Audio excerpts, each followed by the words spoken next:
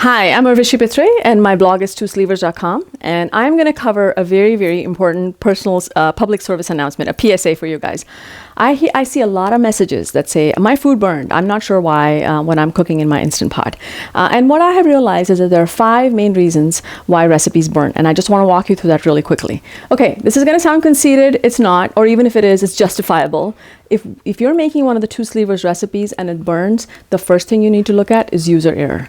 My recipes are tested to within an inch of their lives, not just by me, but many of my readers. So if your recipe burns, there's something else going on. Typically, when your recipe burns, there's one of these things happening.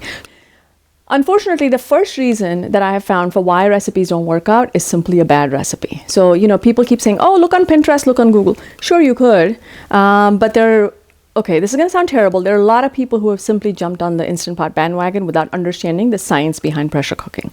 There are a few tried and true resources. So even if you look at Pinterest, my advice to you would be to look at people that you trust, bloggers that are trustworthy, websites that are trustworthy, and then pin their recipes. You know it's a bad recipe when by a couple of different things. Multiple steps, multiple pots being dirtied, you're being asked to saute, then you're being asked to add way too much water because they assume you have to add 1 or 2 cups of water, and the times on the recipe do not match anything that you've seen anywhere else on any chart for how long it takes to cook something. Those are your first indicators, okay? So just be careful and trust, a lot of us bloggers work extremely hard to give you good recipes.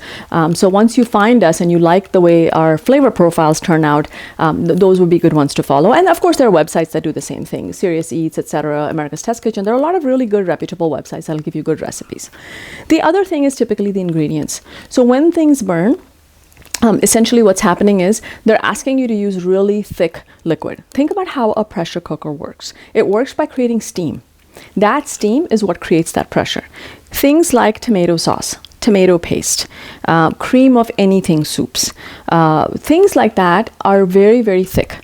And there's not enough steam generated in order to be able to create pressure. Now, it does not mean that you can't use those. I use tomato paste in some of my recipes, but you're using a tablespoon or 2 of tomato paste in a huge pot of stuff. Or a good recipe will tell you, please don't stir, leave it be. So spaghetti recipes, if it's a good recipe, you pour the sauce on top and you don't stir. So take a careful look at ingredients, and that's another reason why recipes burn. So one is bad recipe. Second is the ingredients actually did not have enough liquid, and the bad recipe or your own recipe didn't call for enough really thin liquid in order to produce steam. The third thing is actually a safety measure. So when we are browning things, it creates a nice sticky fond at the bottom of your saucepan, for example. Okay, that is a flavor explosion in there. You should watch a video I have on the Maillard reaction that tells you why you don't need to always do that. But if you insist on doing it for whatever reason, you're trying to caramelize, whatever, or your recipe calls for it, you don't feel quite sure, what's going to happen is when there's a sticky brown thing at the bottom of your Instant Pot, the pot will not come to pressure because it assumes that you don't have enough water, something else is wrong. It's a safety issue, and the Instant Pot is smarter than we are, and it's going to turn itself off.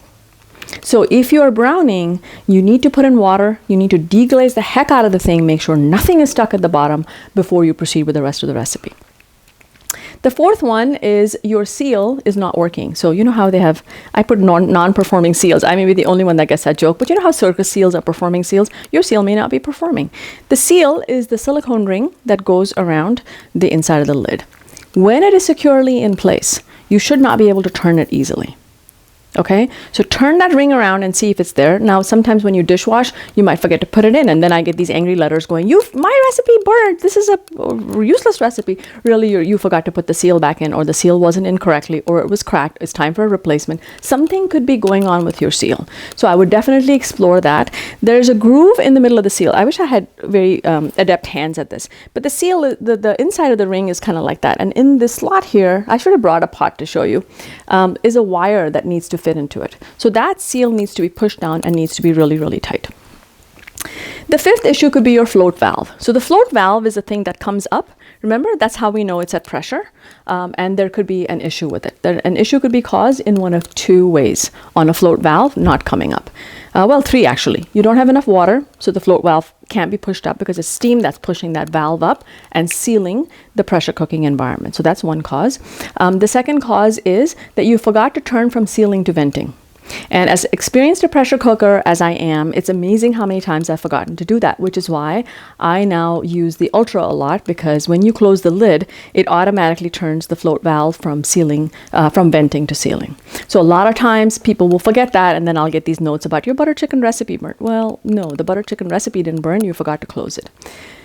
There's a third reason why the float valve doesn't seal. And the reason for that is because there's a little bit of debris or something stuck underneath there. So, there's a little attachment that needs to come out. If you don't clean your lid as well as it should, and sometimes even if you do, a little bit of debris can get stuck in there. When that happens, it doesn't seal. I want you to look at one thing. So I've given you 5 reasons. There's one underlying reason. One underlying reason for all of these.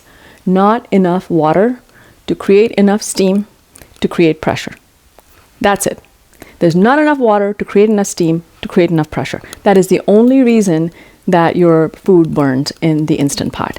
The way to get not enough water, not enough whatever, is one of these. The recipe didn't call for it, the ingredients were wrong, something stuck to the bottom, your seal wasn't right, your float valve wasn't right. There was not enough water in order to create that seal.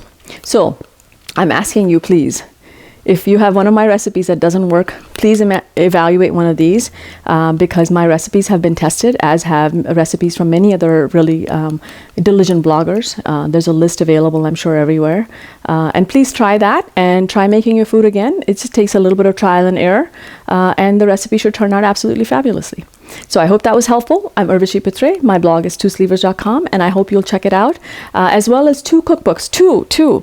I have an Instant Pot Indian cookbook, and today or tomorrow, I'm going to have another one, which is a Ketogenic Instant Pot recipes. That both of those books are authorized by Instant Pot, so there's not junky recipes, stolen recipes, all of that in there. I hope you'll check them out. Thank you for watching. Bye-bye.